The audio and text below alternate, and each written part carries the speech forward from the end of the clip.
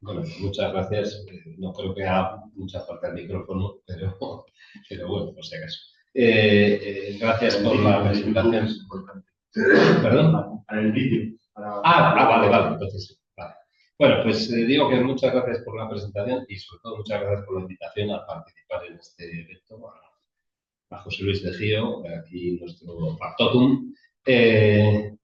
Y realmente, pues me lo agradezco también doblemente, no solo por el hecho de venir a dar una vuelta por Madrid, que siempre es agradable, sino además por conocerles a ustedes, que no habíamos tenido ocasión de verlos con anterioridad. Y bueno, no es algo nada extraño, dado que yo soy un outsider en este negocio. Es decir, que, en fin, no voy a abusar de su paciencia en absoluto, por la sencilla razón de que no tengo nada especial que decirles que ustedes lo sepan ya.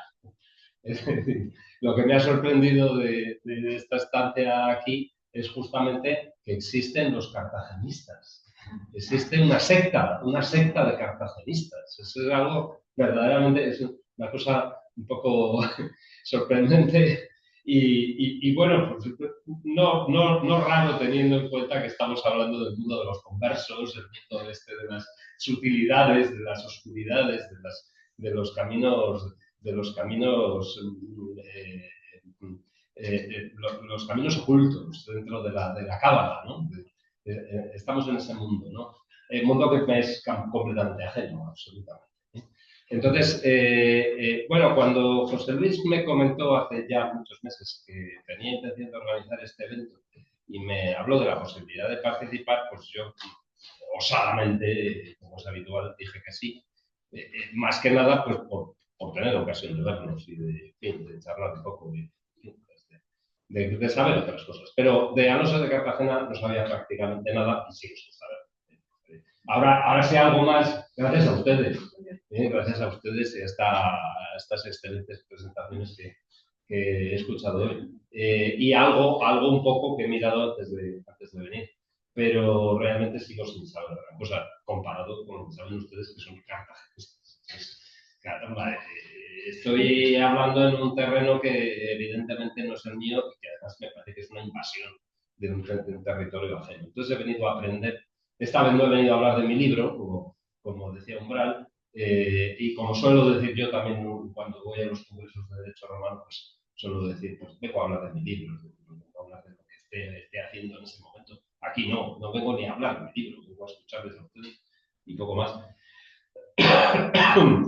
Decía cuando me sugirió participar en esto, pues osadamente dije que sí, y lo único que sabía de Cartagena en ese momento es que algo tenía que ver con el humanismo cívico, aunque esta mañana hemos estado comentando de forma muy viva, ha sido un debate muy sugerente. Estas calificaciones, que, como bien ha dicho Teresa antes, pues que son quizá un poco manidas y que quizá deberían replantearse, ¿no? Y que se utilizan quizá con demasiada facilidad en muchos contextos, ¿no? Y entonces yo sabía que algo tenía que ver con el republicanismo, con el humanismo cívico, con estas cosas, con el aristotelismo del siglo XV en España y en particular en la Universidad de Salamanca. Por razones diversas, pues tuve ocasión hace años de echar un vistazo a algunos de los textos de los escolásticos de esta primera escuela de Salamanca del siglo XV, que esta catalogación tan discutida entre los expertos y que yo, por supuesto, no voy a entrar a manejar aquí. Pero bueno, tuve ocasión de leer algo sobre Pedro de Osma, sobre el Tostado, sobre Fernando de Roa, en relación con la ideología política de los comuneros. Como he participado al hilo de esto que ha dicho el señor presidente sobre mi participación en un proyecto, un grupo de investigación sobre teorías políticas y jurídicas de la modernidad, pues he participado varias veces en congresos sobre el movimiento comunero. Y al hilo de eso, pues sobre todo me he dedicado a cuestiones de ideologías políticas, ¿no? Entonces, ahí es donde me vino alguna referencia a Alonso de Cartagena.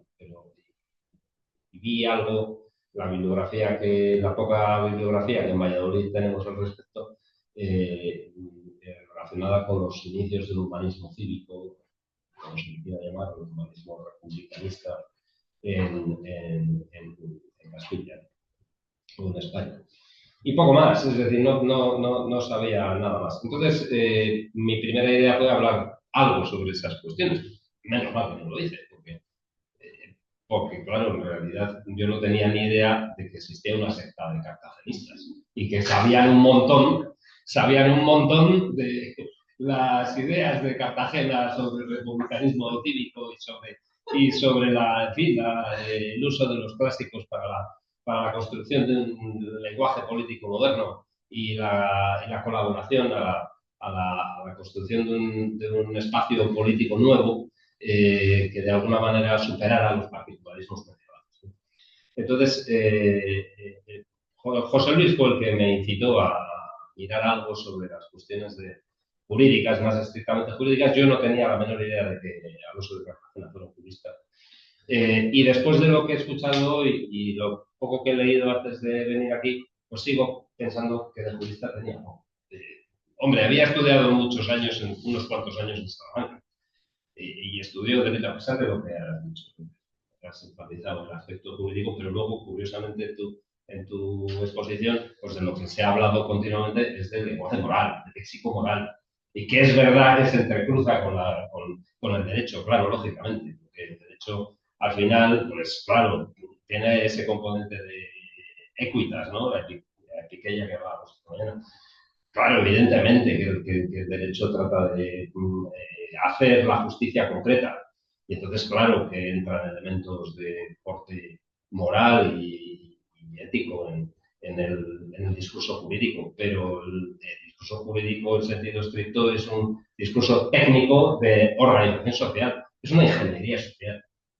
Tiene más que ver, de hecho, la ciencia del derecho tiene más que ver con las ciencias formales que con las ciencias sociales. Desde un punto de vista noseológico. Y eso nos llevaría a por supuesto. Pero quiero decir que yo disiento profundamente de la idea de que el derecho sea una ciencia social, o si lo es, solo lo es en tanto en cuanto deja de ser derecho. Y eso, otras cosas. Lo cual, por otra parte, está bien que así sea. Bueno, entonces digo que Alonso de Cartagena se pasó muchos años, unos cuantos años estudiando Derecho en Salamanca, yo creo que aproximadamente desde 1404 hasta 1415, una cosa así, ¿no? Entonces, evidentemente, tenía una formación jurídica sólida. Era doctor en leyes y doctor en cánones. Más en cánones que en leyes, porque de hecho se pasó más años estudiando Derecho Canónico, lo cual no es raro, puesto que el Derecho Canónico era mucho más amplio en esa época que el Derecho Romano. El Derecho Romano, al fin y al cabo, estaba acotado a unos textos que ya no crecían. Porque a pesar de las pretensiones del emperador alemán de ser el sucesor de Justiniano y de que sus leyes se incorporaban al Corpus Juris Civilis, en la práctica, pues ya el emperador alemán, desde el fin de la querella de las investiduras, desde inicios del siglo XIII, el emperador alemán ya prácticamente no legislaba. No tenía casi mando sobre sus propios, en teoría, llamados súbditos. En realidad, ya quienes mandaban eran los señores territoriales y cada vez más. Entonces el emperador era una figura más testimonial que real. Hombre, es verdad que con Carlos V hubo un intento de recuperación hasta cierto punto de la figura imperial, pero más ligada al hecho de que Carlos V era rey de Castilla y señor de Flandes y, en fin, y señor de Media Italia y algunas cosas más, y sobre todo ligado al descubrimiento de América, claro, y a la conquista del Nuevo Mundo. Entonces, la cuestión es que el derecho canónico era mucho más amplio que el derecho romano, y no es raro, por lo tanto, que Alonso de Cartagena tuviera una formación de canonista más fuerte y que le llevara más años. Pero luego, curiosamente, del derecho canónico no escribió casi nada. Escribió muy poquito.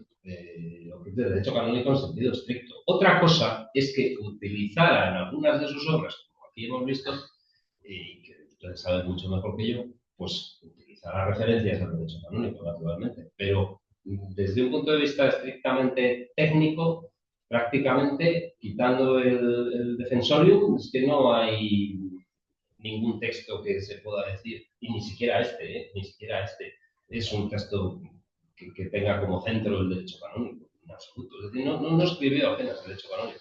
Y sí, en cambio, algo de derecho civil, de leyes, ¿no? Lo que se denominaba en la época leyes, es decir, el derecho romano.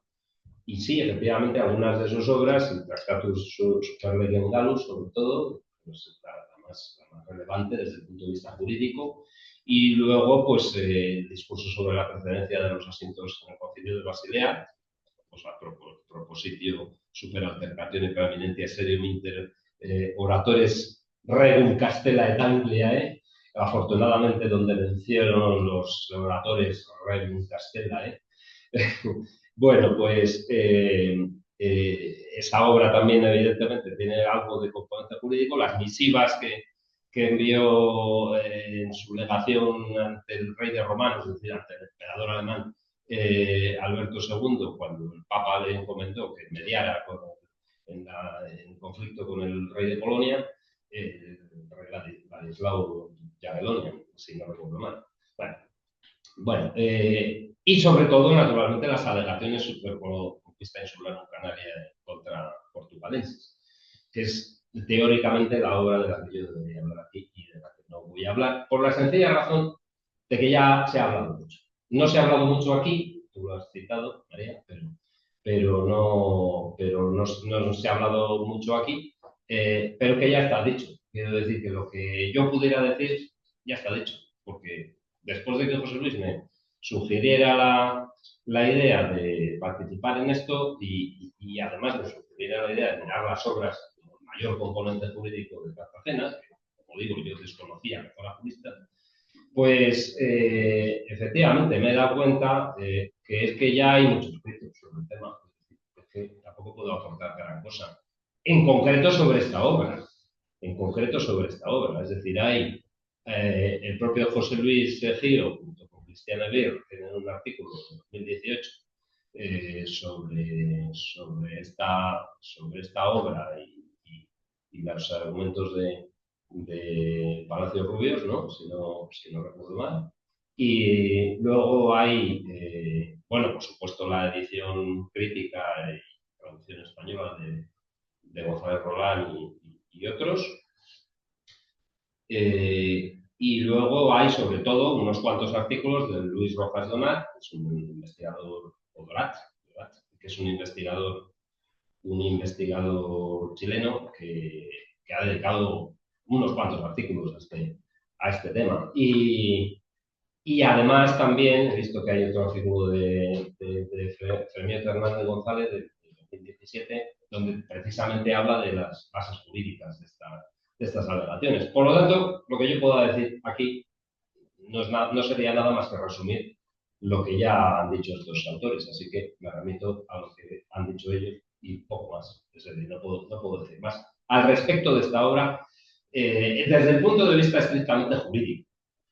Además, por otra razón, y es que no estoy en un contexto de historiadores de derecho, y por lo tanto, y no, gracias a Dios, gracias a Dios. Pero claro, ¿qué ocurre? Que si me pongo a hablar de argumentos técnicos para referirme a la utilización de figuras como el jus por limini, el jus recuperationis, la insula influminata, etcétera, etcétera, en fin, el orden de primogenitura, la herencia, la hereditas completa o la hereditas parciaria,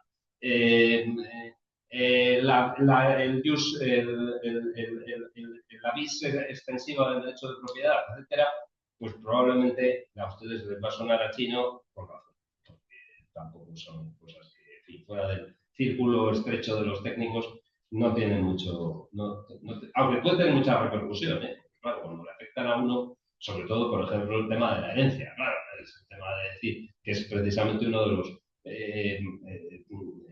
argumentos fundamentales que maneja Cartagena a la hora de defender la prioridad o la preeminencia de los reyes de Castilla para hacerse con la conquista de Canarias, o sea, para hacerse con el dominio jurisdicciones de Canarias. la idea precisamente de que los reyes de Castilla son herederos, han recibido la herencia total de los reyes godos. Y como ya los reyes godos, a su vez, habían recibido el señorío sobre Hispania, sobre el territorio de Hispania, al cual se incorporaba la provincia de la Mauritania Tinquitana, a la cual estaba adscrito el territorio de Canarias, precisamente por su cercanía geográfica, pues entonces, concluyentemente, el derecho sobre las tierras canarias correspondía al rey de Castilla por herencia, por derecho de herencia.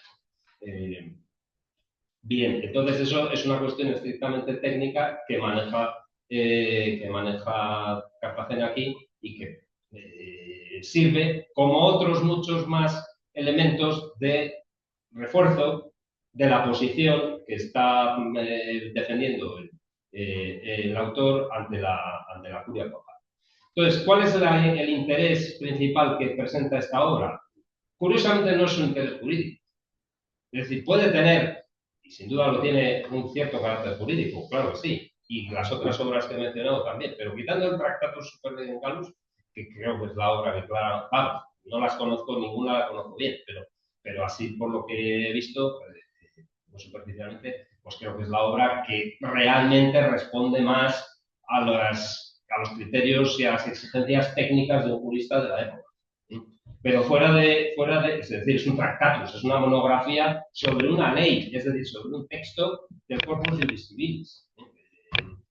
Un texto del digesto que tiene una significación política y jurídica especial, ¿no? Pero fíjate que esa es la única obra que realmente refleja, al menos a mi modo de ver, refleja esa condición de jurista profesional que tenía Alonso de Cartagena. Pero fundamentalmente creo, las conclusiones que saco de lo que he escuchado hoy y de lo que he visto cuando he preparado un poco esto, es que Alonso de Cartagena es fundamentalmente un político. Es un político y además que se envuelve en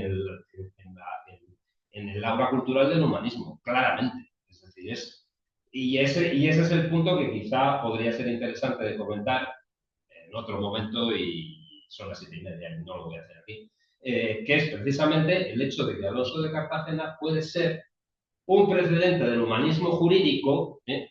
Hemos estado hablando esta mañana y antes también sobre esas catalogaciones, esas adjetivaciones que se dan al término humanismo. Bueno, pues una de esas adjetivaciones es la del humanismo jurídico. El humanismo jurídico, que es una corriente dentro de los estudios de derecho que tuvo más peso a partir del siglo XVI, sobre todo en Francia,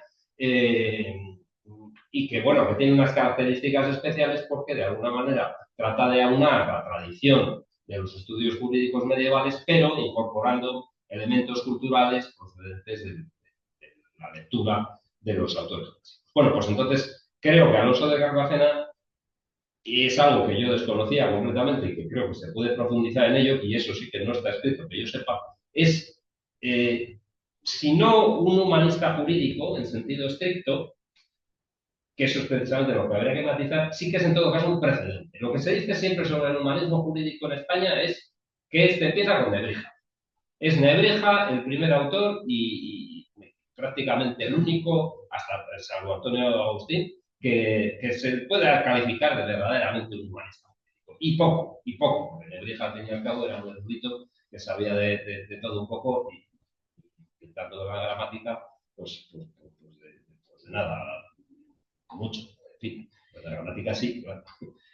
Bueno, pues de derecho evidentemente sabía más bien nada, ¿no? Pero bueno, sí que se le pone como, digamos, un primer eslabón del humanismo jurídico en España porque tiene un léxico juris civilis y tiene algunas obritas más sobre anotaciones alfabéticas y alguna obrita más, donde efectivamente utiliza los métodos de lo que se llamará el humanismo jurídico posteriormente y que ya se había iniciado en Italia con Lorenzo Valla. Entonces, esto es la utilización del instrumental de la filología para una nueva lectura de los textos del portugués. Bueno, pues creo que Alonso de Cartagena, si bien no se puede encuadrar en ese humanismo jurídico en sentido estricto, porque no al menos lo que he visto, no utiliza ese instrumental de la filología de una manera muy precisa, porque no es filólogo, es en primer lugar, y porque tampoco sé si le interesaba, porque por lo que has dicho tú, esa focalización en las definiciones y digamos, precisión en cuanto a la terminología, pues hace ver que su propósito lenguaje era grande. Pero bueno, no deja de ser algo propio de cualquier artista. En ese sentido, sí, estoy de acuerdo contigo. Es decir, que efectivamente ya la idea de la definición como uno de los procedimientos que debe utilizar el jurista a la hora de analizar las leyes, pues estaba ahí desde los juristas.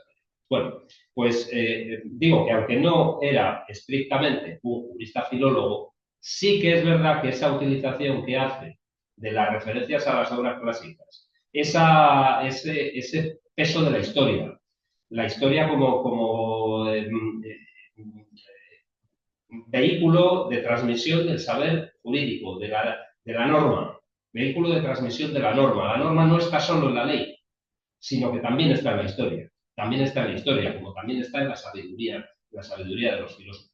En ese sentido, creo que me parece que puede ser catalogado claramente, al menos del precedente del humanismo jurídico. Y luego, y ya termino, en relación con las alegaciones sobre conquista canaria, precisamente lo que vemos es la utilización de un procedimiento típicamente humanista, porque lo que hace es construir un discurso retórico.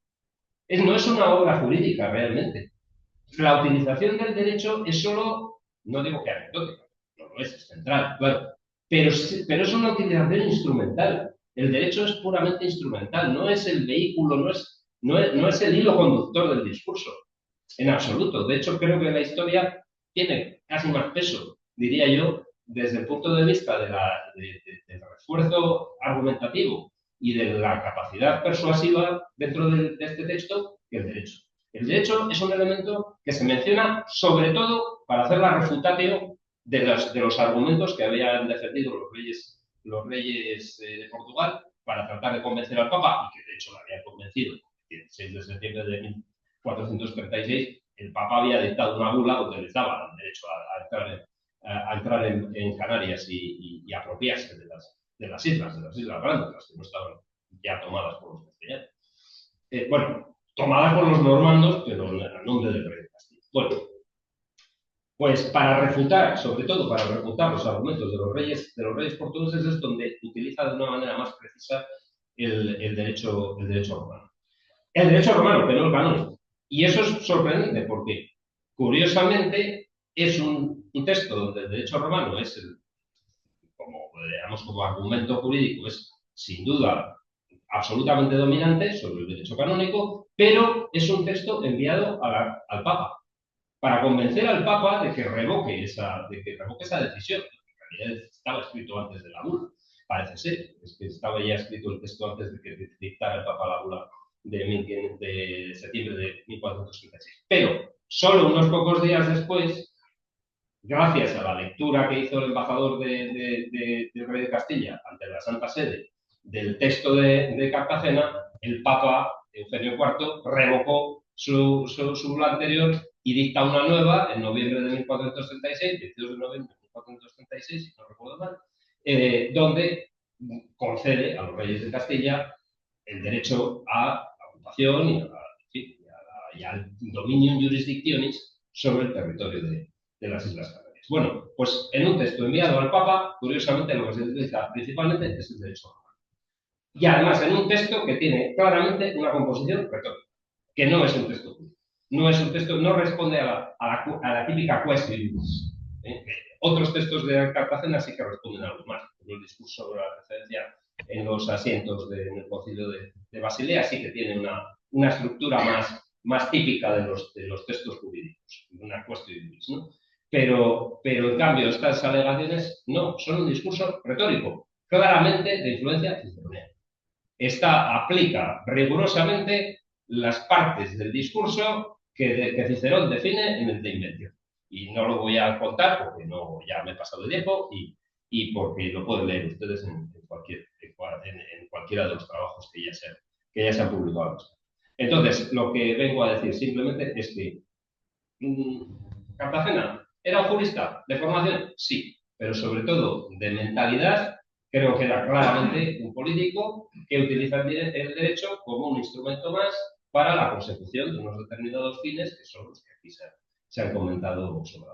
Y nada más. Muchas gracias.